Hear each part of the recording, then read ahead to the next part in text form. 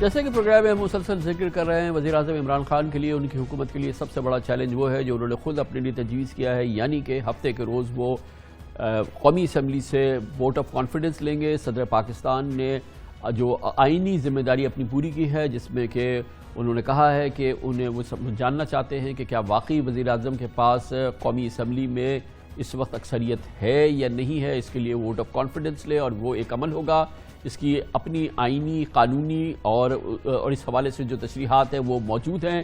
یہ سب سے بڑا چیلنج ہے وزیر اعظم عمران خان کا، مگر ان کی حکومت کو اور ان کی حکومت کی کلیدی شخصیات کو آنے والے دنوں میں آئینی اور قانونی حوالے سے بہت امپورٹنٹ چیلنجز کا راستہ ڈھونڈنا ہے اور اس کا جواب حاصل کرنا ہے۔ ان تمام معاملات پہ گفتگو کرنے کے لیے ہم نے دعوت دی ہے پاکستان کے انتہائی سینئر معزز قانون دان ہیں، اٹارنی جنرل آف پاکستان رہ چکے ہیں پاکستان مسلم لیگ نون کی حکومت میں، محترم اشرف اوصاف ہمارے ساتھ موجود ہیں۔ بہت بہت شکریہ اشرف اوصاف صاحب۔ ہمارے عام پاکستانی ناظرین کو اگر براہ مہربانی آپ فرمائیے کہ جو جب ووٹ آف کانفیڈنس لیا جائے گا، ہمیں یہ سب کو پتہ ہے کہ یہ اوپن بیلٹ کے ذریعے ہوگا، اس کا کیا طریقہ کار ہوگا، اور مثال کے طور پہ وہ لوگ جو کہ پی ٹی آئی میں مثال کے طور پہ شامل ہیں اور وہ انحراف کرنا چاہیں اس اوپن بیلٹ میں، تو اس کی کیا پوزیشن ہوگی؟ کیونکہ ہمیں تو یہ علم ہے کہ وہ ڈسکوالیفائی ہو جائیں گے، ووٹ کاؤنٹ ہوگا یا نہیں ہوگا، یہ جو مراحل ہو سکتے ہیں، اگر اس کا مختصر احاطہ اگر آپ کر سکیں پلیز۔ جی، سب سے پہلے تو ہمیں یہ دیکھنا ہے کہ vote of confidence prime minister کی اپنی ثوابدید پہ لینے کا کوئی کسی قسم کا اختیار یا کوئی پروویژن کانسٹیٹیوشن میں ہے یا نہیں۔ تو جب ہم آئین کو دیکھتے ہیں تو وہاں پہ صرف ہمیں ایک جگہ پہ ووٹ آف کانفیڈنس کی بات نظر آتی ہے، وہ ہے آرٹیکل 91(7), جہاں پہ صدر مملکت جب یہ سیٹسفائیڈ ہوں کہ پرائم منسٹر جو ہے ان کو وہ اکثریت کھو بیٹھے ہیں اپنی نیشنل اسمبلی کے اندر، تو ان کو ریکوائر کر سکتے ہیں، یعنی ان کو ڈائریکشن دیں گے کہ آپ جا کے ووٹ آف کانفیڈنس لیجیے، اور وہ majority of the members of the national assembly کی بات ہے۔ اب یہ کیسے ہوگا؟ یہاں پہ تو کہیں پہ بھی صدر مملکت نے یہ فائنڈنگ نہیں دی، اور وہ کیٹیگوریکل فائنڈنگ دینا ہوگی، نہ ہی صدر مملکت نے اس مقصد کے لیے سمن کیا ہے جو نیشنل اسمبلی کا سیشن۔ یہ پرائم منسٹر کا اپنا ثوابدید ہے، اپنی سب انہوں نے کیا ہے، میری دانست میں ایسی کوئی پروویژن نہیں ہے، اور اس طرح کا vote of confidence prime minister کی اپنی ثوابدید پہ لینا محمل ہوگا، بے معنی ہوگا۔ اب اگر مان لیتے ہیں کہ یہ ہو سکتا تو پھر کیسے ہوگا؟ وہ ہوتا ہے کہ جب آپ نیشنل اسمبلی کا جو سیشن اس مقصد کے لیے کال کیا جاتا ہے، تو پھر کہا یہ جائے گا کہ جو اس موشن جو ووٹ آف کانفیڈنس دینا چاہتے ہیں وہ آئیز ہو یا نو ہو۔ تو دو طریقے ہوتے ہیں، ایک تو وہاں پہ وائس ووٹ کے ساتھ، اور جو لوگ کھڑے ہو جائیں وہ دیتے ہیں، اور جو بیٹھے رہیں ان کی کاؤنٹنگ، ہیڈ کاؤنٹ اس کو کہتے ہیں۔ اور دوسرا طریقہ یہ ہے کہ جو سب دروازے لاک کر دیے جاتے ہیں، اور جو اندر بیٹھے ہوئے ہوں لوگ، ان کو کہا جاتا ہے کہ اگر آپ اس حق میں ہیں کہ ان کے ووٹ دیا جائے کانفیڈنس کا، تو پھر وہ سارے رائٹ میں چلے جائیں یا لیفٹ میں چلے جائیں۔ وہ جو پریزائڈنگ آفیسر ہے وہ یہ سارے کام کرے گا، اسپیکر وہ کر سکتے ہیں، ڈپٹی اسپیکر کر سکتے ہیں، یا جو جن کو نامینیٹ کیا جائے اسٹاف کو۔ لیکن پھر میں یہ کہوں گا کہ ووٹ آف کانفیڈنس کا جو ان کا یہ ارادہ ہے، جو انہوں نے ارادہ کیا ہے، جس کا اعلان کیا ہے، مجھے آئین کی اس کتاب میں 91(7) کے علاوہ یہ فرمائیے گا کہ یہ بہرحال ووٹ آف کانفیڈنس ہوگا اور اسی انداز سے ہی ہوگا۔ یہ فرمائیے گا کہ جو لوگ انحراف کرنا چاہیں، یہ بتائیے گا کہ ان کا ووٹ کاؤنٹ ہوگا، کیونکہ یہ ہے کہ پھر ان پہ ڈیفیکشن کلاز کا اطلاق ہو جائے گا، جو کہ ڈیفیکشن کلاز اس معاملے میں غیر مبہم ہے کہ وہ پھر اگر اپنے پرائم منسٹر کے خلاف ووٹ دے تو وہ ہو جائے گا، لیکن وہ ووٹ کاؤنٹ ہو جائے گا اس کے بعد ہوگا۔ اور اگر مثال کے طور پہ کہ وہ کانفیڈنس نہیں لے سکے پرائم منسٹر، تو وہاں کی بھی کیا کیفیت ہوگی، اس کے بعد کیا ہوگا؟ 63A ہمیں دیکھنا ہوگا۔ 63A جو ہے آئین کا، اس میں لکھا ہوا ہے کہ اگر ایک member of a political party, parliamentary جو ان کا لیڈر ہے، اس کے کہنے کے باوجود انحراف کرتا ہے اس بات سے کہ جو ان کو کہا گیا ہو، اور وہ ہوگا 63A اور یہ آئے گا 63A(B) کا Roman 2، a vote of confidence اور اے ووٹ آف نو کانفیڈنس.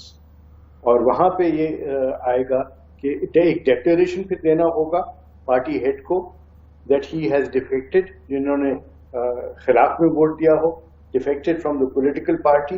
اور پھر اس کے بعد ان کو ایک ڈیکلیریشن جو ہے وہ پریزائڈنگ آفیسر کو دے گا اور چیف الیکشن کمشنر کو، اور اس کے بعد جو ہے ان کو شو کاز نوٹس دیا جائے گا، اور وہ شو کاز نوٹس جو ہے اس کے بعد سارا کچھ ہوگا.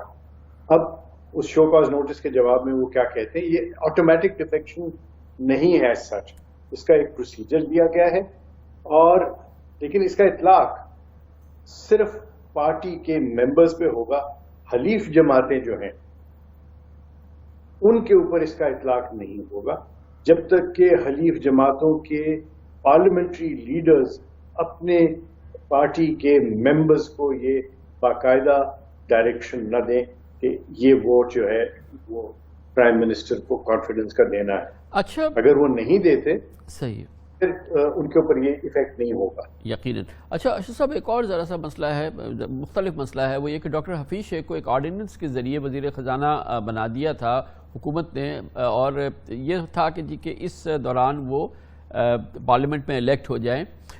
اب جب کہ وہ الیکٹ نہیں ہوئے ہیں، وہ ان کو ڈیفیٹ ہو گئی ہے اس الیکشن کے اندر، اس آرڈیننس کے تحت وہ 6 مہینے تک یعنی کہ جون تک ڈاکٹر حفیظ شیخ جو ہے وہ وزیر خزانہ کی ذمہ داری نبھا سکتے ہیں.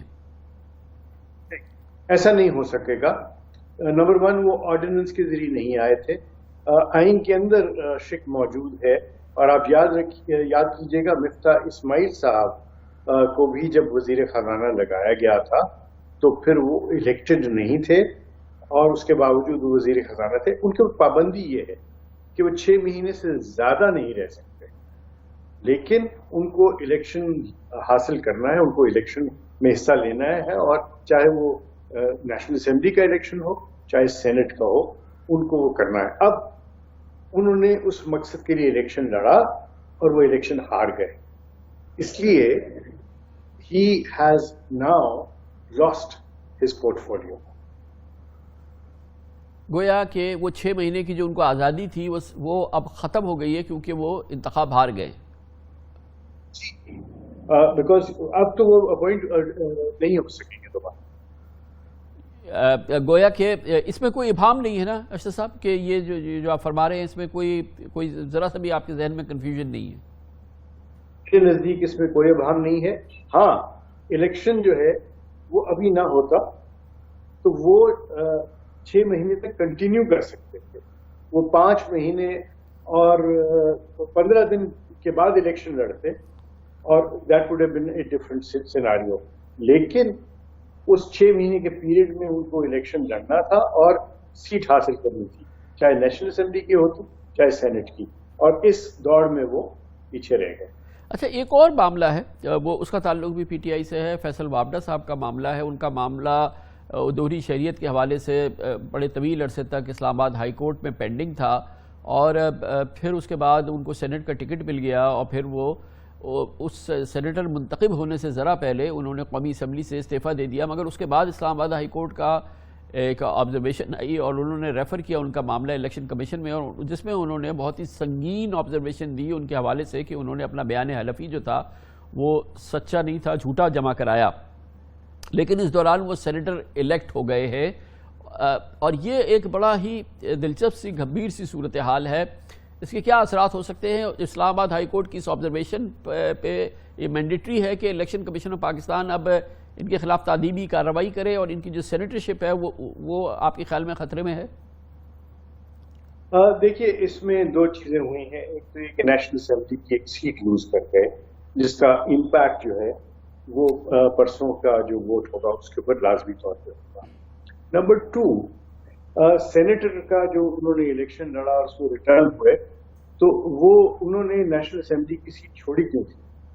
Because he was advised and rightly so کہ وہ سروائیو نہیں کر سکیں گے ایز اے سینیٹر، اور خطرہ یہ تھا کہ وہ 63 میں وہ ڈسکوالیفائی 62-63 میں ڈسکوالیفائی ہو جائیں۔ اب اسلام آباد ہائی کورٹ اگر صرف یہ کہہ دیتا کہ اب یہ پٹیشن فریکچرز ہو گئی ہے تو it was a different thing all together, لیکن ایسا نہیں ہے۔ انہوں نے نہ صرف تمام جو مختلف تاریخیں ہیں اس کے اوپر جو کارروائی ہوئی اس کا ذکر کیا، بلکہ اس ایفیڈیوٹ کا ذکر کیا، اور اس میں سب سے کروشل بات کیا ہوگی وہ یہ ہوگی کہ the day that he filed his papers، جب جس تاریخ کو انہوں نے سینٹ کے پیپرز فائل کیے، کیا وہ دوہری شہریت کے حامل تھے یا نہیں، اور جو ایفیڈیوٹ دیا کہ میں نہیں ہوں وہ جھوٹا ہے اگر، تو وہ اوپن اینڈ شٹ کیس ہے، سینٹ کا سیٹ بھی یہ پی ٹی آئی جو ہے وہ لوز کر جائے۔ بہت بہت شکریہ، بڑی مہربانی۔ جناب اشرف اصاف علی ہمارے ساتھ موجود تھے، سابق اٹارنی جنرل آف پاکستان، جناب نواز شریف کی گورنمنٹ میں اٹارنی جنرل آف پاکستان رہے، پاکستان کے معزز سینئر قانون دان۔